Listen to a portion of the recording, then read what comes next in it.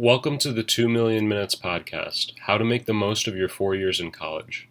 During finals week, my friend Rosan and I picked the brains of Harvard seniors in the class of 2017 and asked them to reflect on their college experiences, break down how they approach different aspects of college life, and share lessons they learned with future students.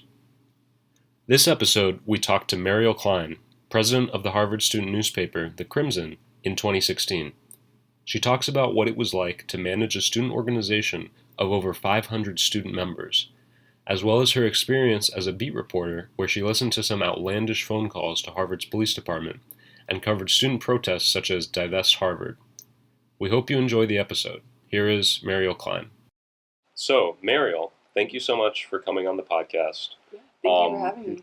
We were just talking a little bit about your time at Harvard and how the Crimson, working at the student newspaper of Harvard, was a big part of your experience.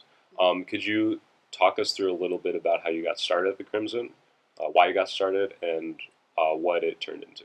Absolutely. So I kind of came to Harvard thinking that I wanted to write for the Crimson. And a funny fact, I went to view my admissions file at Harvard, which is like a FERPA thing that you can do a couple weeks ago. And the admissions person had written, would be a good match for the Crimson. Wow. Very, very funny and go. cute. Yeah. But yeah, so I did reporting in high school, and I wanted to, do Crimson News. So I kind of started on the news track. My first beat was the labor beat, which was really fun. I got to cover Harvard unions. And then I covered courts and crime, which was very fun. It was a really unique way to see Harvard and the things that people call HUPD for. Just like ridiculous stuff. I actually ended up doing a series on the Crimson's blog about all the things, like all the wacky things that people called HUPD for over the week. And it would be that students called HUPD for. That students call HUPD for, exactly. Wow. Or anyone in the Harvard community, you don't know who the calls came from. You just see that HUPD had to respond to some type of report. But it would be violinist playing too loudly in Lowell House. And then HUPD would go to the scene and tell someone to be quiet, or strange scent coming from the bathroom in some hall, and they would go investigate. It was pretty funny. Some things ended up being interesting and being stories, but most of it was just very random. Did you also get to look at what did the report include? Just the reason for calling, or was there any result or any? Yeah, the reason for calling, what the HUPD officers did. So 90% of the time, it's they see the scene and then don't really do anything, or tell someone to stop riding their bike in the yard or something like that. But yeah, sometimes they make arrests. Very rarely arrest someone. There was a lot of staff disturbance among the Aubon Pen staff, which was really funny. So they would get called very often because people would, the staffers would be fighting. That was a strange one. Wow. Yeah. Anyways, I could go on all day about that, and I shouldn't. Wow. So you eventually became the president of the Crimson. Yes. Can you tell us a little bit about your experience during 2016? Yeah, all of 2016. Okay, so could you tell us a little bit about your experience running the student newspaper?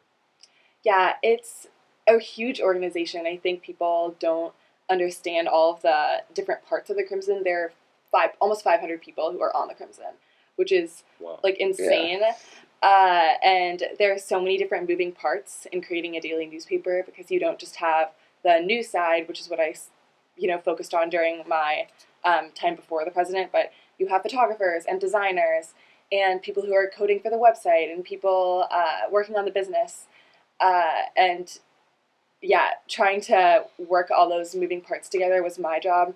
I also like to say that when you have 500 undergrads working towards one goal, there's a lot of room for error. And so my job as president was to absorb all of that error. And so that meant dealing with a lot of internal disputes and things. But it also meant that I got to be the only person on the Crimson who really could look at the long-term vision of the paper. And I didn't have to be as absorbed in the daily production of a newspaper, and I could really think strategically about where the organization's going, which was really fun for me. What did you think that long-term vision was? I mean, /is. Yeah, my shoot paper for president was called "Seizing Our Digital Future," so that was my theme of the year, you could say. But it's about adapting to this new media climate.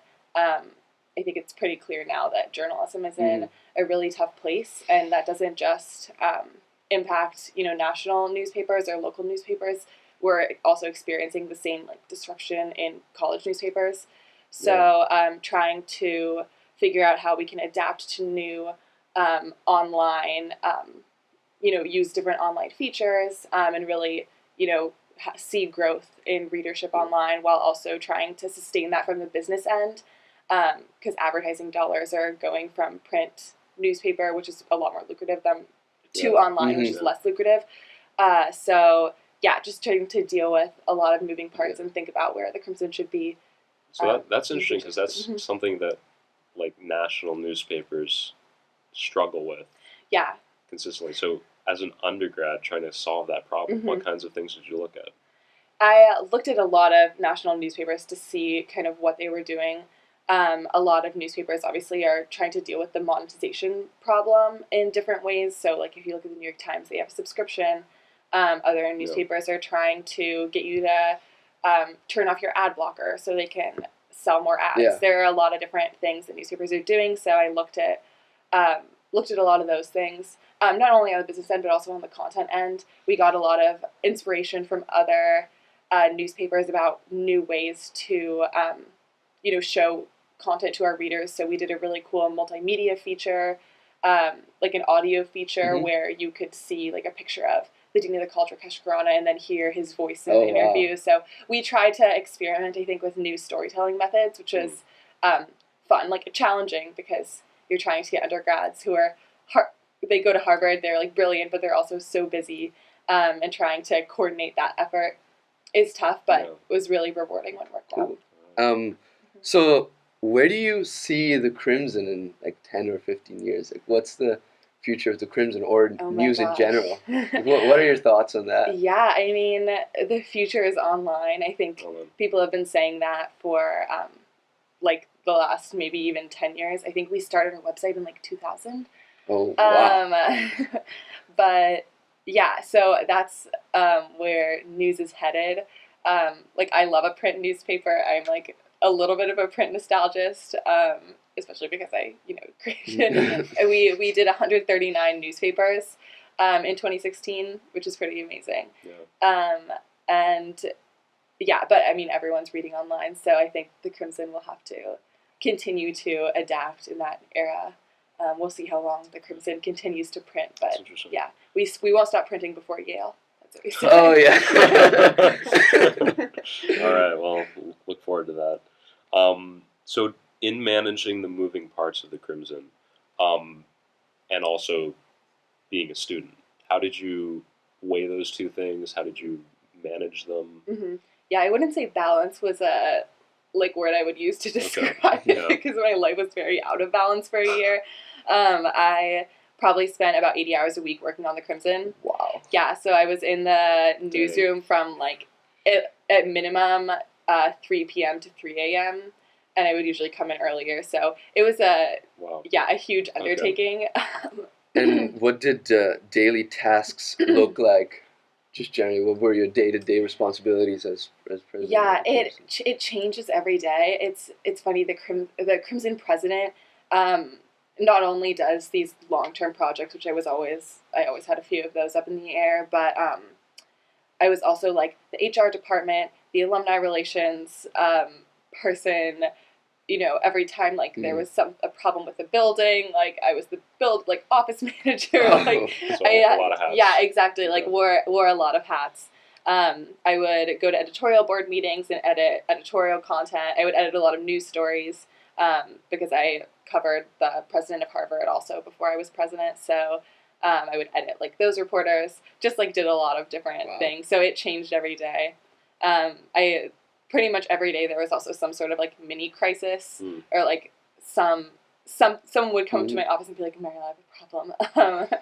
And so dealing with those kind of things on a rolling basis too. So 3 p.m. to 3 a.m. Mm-hmm. That's a lot more than most jobs. So you basically had more than a full-time job as a student. Pretty much, yeah. How did you handle that with the rest of your schedule? Staying up to 3 a.m. consistently. Mm-hmm. how did that impact, or how did you deal with the repercussions of that on the rest of your classes and schoolwork? Mm-hmm.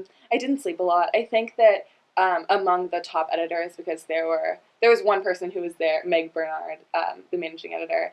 She was there as much as I was, and then there were a lot of other editors who spent a lot of time there. So we would always try to balance our schedules. And if someone had an exam, you're not going to be there till 3 a.m. So we would work together to make sure the paper got made every day. But yeah, be mindful of each other's academic schedules, because we are here to be students. So sort of coordinating with your friends to kind of make sure that there was always somebody. Yeah, exactly. I can't say it was my best year for studies at Harvard. Yeah.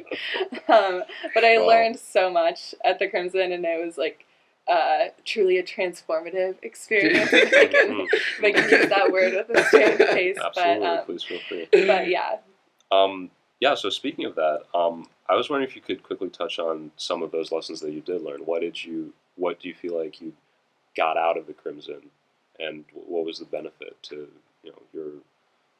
to whatever it may have been? Mm-hmm.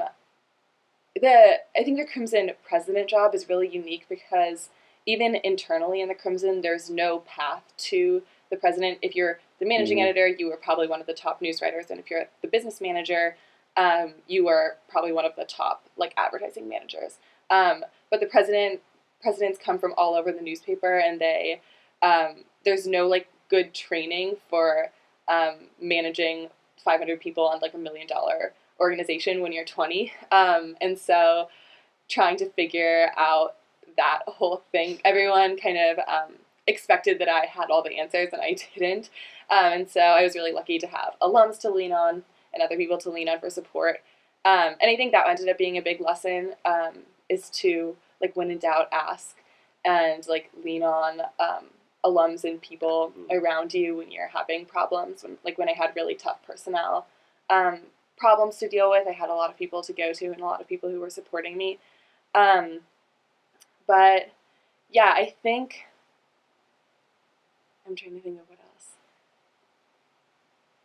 I learned so many things. It's hard to boil it down into different little buckets. I think that's a great one, though. So just the Crimson being the student newspaper, I feel like you would know a lot about what is going on campus. Yes. Certainly much more than most students. What were some things that you never thought of when thinking about student life or campus life that you found out or got to find out about as someone in the Crimson? Yeah, people who are really into the Crimson are really into faculty drama and administrative drama and turnover, and who's in the Harvard Public Affairs office and what's going on. So I think we become very invested in the people who run Harvard and who make it happen and what they're doing on a daily basis. So that was a different perspective. I used to interview Drew Faust and do monthly sit-downs with her in her office. And so getting to talk to those people and becoming, I think it made me a lot more invested in Harvard as an institution and more interested in all the range of work that it's doing. But that was cool. Also, looking through the police files. Oh yeah. And you didn't work on any stories while you were president? No, not from a writing perspective, no. Okay. But certainly overseeing news coverage. For sure. We broke some pretty impactful stories this year. What did you think was the most exciting story you wrote as a staff writer? Oh, that's tough. I think that the story that got me my big Crimson break was the Divest Harvard Heat Week. Were you guys around for that? I don't think No. we were. No. So Divest Harvard, which is the student group that wants to get Harvard to divest from fossil fuels, staged a week-long protest in Mass Hall. So they blocked all the entrances to Mass Hall for a full week, so none of the top administrators could get into their offices. And so I was there on the scene at 6 a.m. basically every day when they started, because we were always worried that they were going to get arrested. They didn't get arrested. But I just went all in that week and wrote, oh my gosh, probably 10 or more stories, and just really, became so invested in the story and in the people, and in this like tension between the administrators and the students. So that was one of the coolest things that I wrote, and that's kind of, I think, how I. So, just out of curiosity, what do you think makes a good news story, or like a captivating news story, or what are the attributes that a writer has to have to really have like a cool news story? Yeah, I think it all comes down to tension. I think that one thing that has become increasingly important for news outlets to do, and this I think can go well and not go well, is just to pay attention to like know who your reader is and understand like how they're reading the story and how short their attention span is. So like your headline has to be like catchy. Like it doesn't have to be BuzzFeed like 10 reasons like your cat is awesome, but like I think that you have to capture the tension in the story in a headline, and make sure you're illustrating it like truthfully and fairly, but yeah, I think having a good headline, a good lead, and the rest will follow when you're writing a news story. And do you think those characteristics kind of transfer into other areas of life, just generally like commanding attention or like making stories more interesting? Yeah, and I think to academics too. I can like churn out a paper so quickly. Oh yeah. that also maybe was helpful when I was president, because I could just send things off to professors. But yeah. Okay. So moving into some more. Also sorry. So you're also interested in consulting. Did that interest start during school or mostly when looking for a job after graduation? I think it definitely started at the Crimson because before I became president, I was very focused on news, was interested in journalism. I did some journalism internships. And then when I became president, I saw like the managerial and like strategic side of a newspaper, and I just was fascinated by it. And I really ended up like deriving a lot of energy from the Crimson and like from the work that I was doing, just because I thought it was cool to think about vision and get a little bit away from the like daily work of writing stories. And so I ended up enjoying the like thinking more broadly about the organization, and so consulting seemed like a really good path to learn more about different types of businesses and do more of that like strategic work. So it's more of a direct result of your time at the Crimson, not an outside interest. Yeah, That's exactly. All right. Really cool. Yeah. So one of your other interests you mentioned was polling. Could you tell us a little bit about how that came about and the story behind that? Yeah, so this touches academics more, which is good. But I started doing the Harvard Public Opinion Project my freshman year, which is a poll at the Institute of Politics. They poll young people, so like 18 to 29-year-olds across the country. And like I would say like it's the leading poll for the like views of young people in America. And so that just like I got so into it, like writing questions, like thinking about it. And it also I think has interesting parallels with journalism, because when you're polling you want to be unbiased too and make sure your questions are balanced, and that you're like getting to the truth of like what people think. So that it was kind of a good parallel. So I ended up doing the Public Opinion Project for a couple of years, and then when I became president I had to stop it, but I ended up taking a class with a couple of Gov professors, Steve Ansel-Behair and Mark Penn. And Mark Penn was Hillary Clinton's strategist, and he did polling in the Clinton White House. So he's like a super cool guy. And we have been doing polls in that class. So that class now produces the Harvard Harris poll, which is like a monthly poll, like a climate poll about American politics. But it is fun because we not only get to ask political questions, but we also ask questions that have a more academic angle too.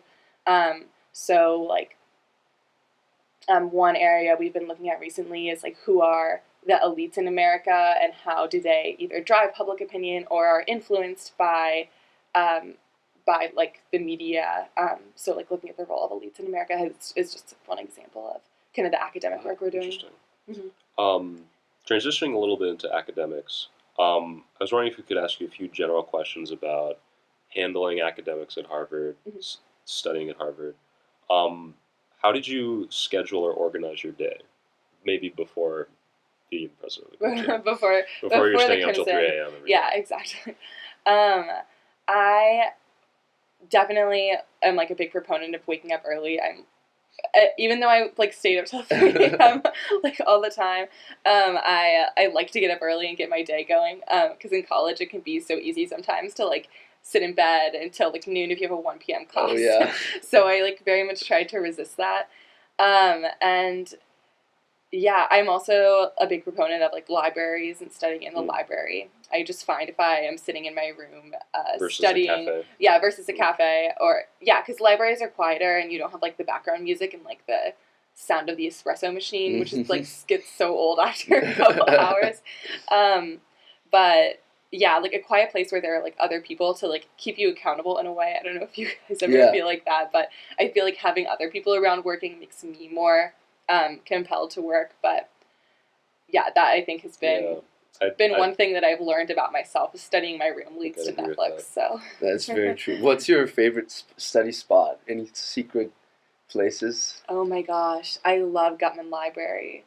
It's great. The Ed School Library. Oh wow! Not sure if I know where that is. Okay, it's awesome, and they do free tea and coffee during reading period. Highly recommend. Very helpful. Great. Okay. And so for the actual when you're studying, what do you think is a sorry? Okay, so rolling back a little bit, you concentrated in government. Right? Maybe I would say that study habits probably vary between areas of study. Yeah. So, but if you could speak to somebody who's concentrating in government and social sciences, what are some good ways that you can tackle those kinds of assignments?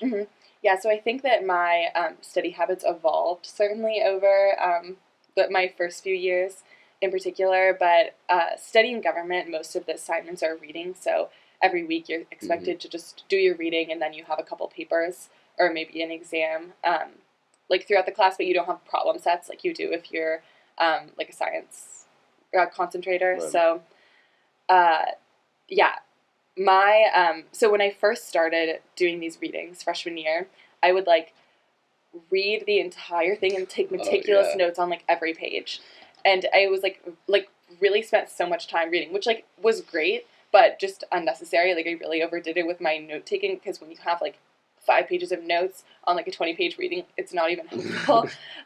So I think learning to kind of like distill the best information and like what's going to be useful for a paper that you might write, or what is going to like a point that you found interesting that you can make in section. Those were the kind of things that I started to look for when I was doing my readings. Yeah, exactly. Okay. Yeah. So you'd say, and what about for actually writing the paper?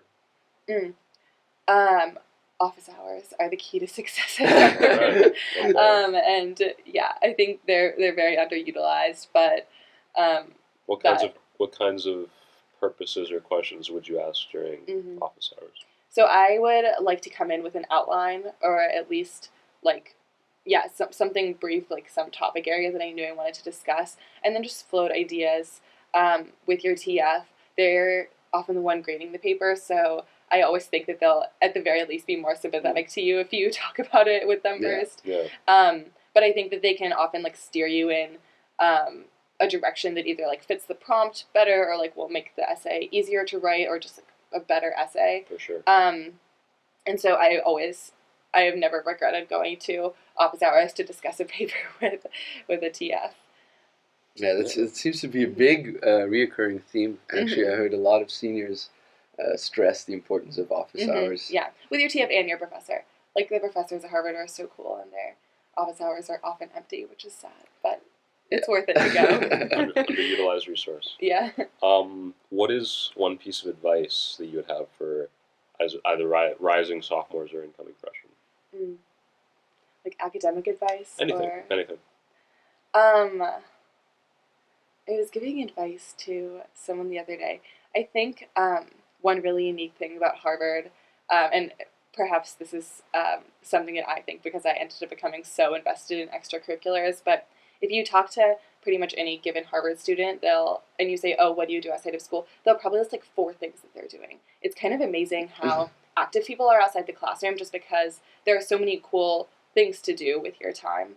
And I think that, like capitalizing on that is really cool. And finding what you love and, going for it. I also, one of my other pieces of advice for freshmen is, like, don't be afraid to quit things.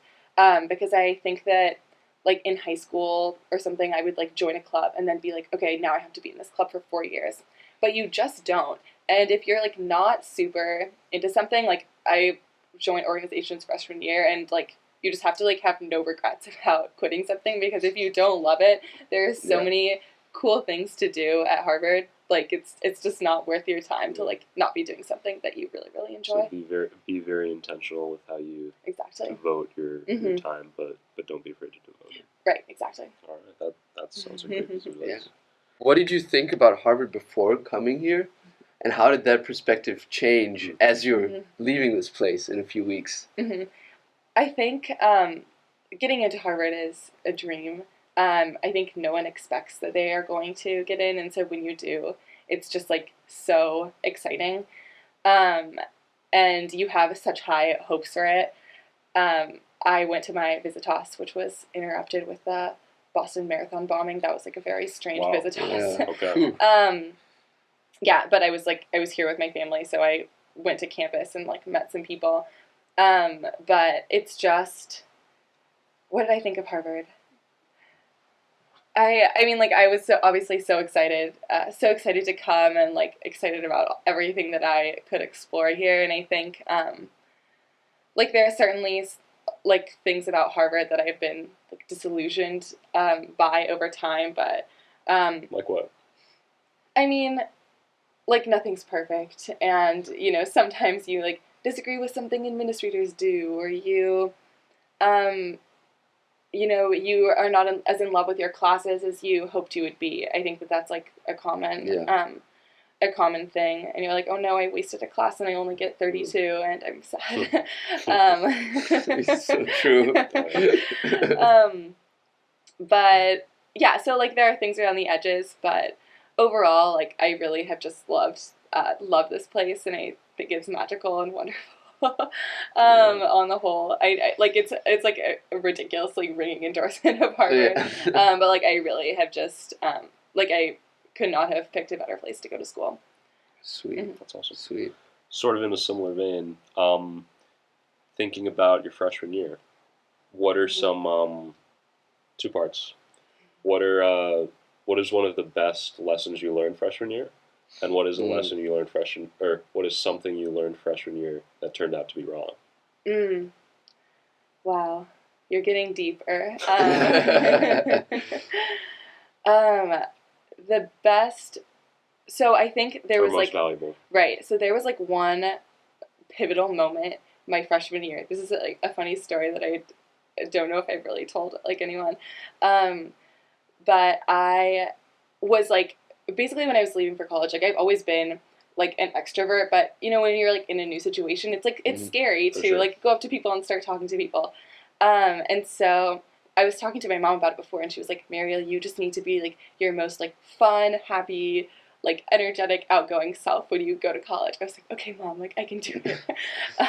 And I remember the moment that I, like, first went up to a girl I didn't know and just, like, started talking to her. We, like, were wearing the same necklace, and I was like, oh my gosh, I love your necklace. And this was like the moment where I feel like I, like, broke through my shell and, like, was able to like there you go was able to, like, like, become, like, transform into, like, the most outgoing version of myself. And so I think that was, like, one of the most valuable things that I learned. Like, everyone's kind of looking for someone else to talk to, and so when you, like, make that connection, and when you have, like, the courage to be the first one to say something, I think that that's something that I learned that was great. Oh, that's another piece of advice that I would offer to a younger person, which is, like, eat in the D Hall as much as you can, and not just for financial reasons, which is also, like, a real thing that people should think about, but I really have found that, like, going to the D Hall with my friends is like one of the best ways that I have like stayed close with them over time. Even when I was in charge of the Crimson, I would like really make a point to go to dinners in Lowell a lot, just because I obviously didn't see my friends as much as I would have liked to, and so trying to make a point to like be present in the D hall and like shut down your computer and like put your phones in the middle of the table where you can't touch them and just like get to talk with your friends. I think it's really cool. It's like the D hall is like a very special place for that. Okay. Just on that note, do you have any other like rituals or habits that you feel like kept you sane here at Harvard? Oh man, I wish I could say working out was one, but it really wasn't.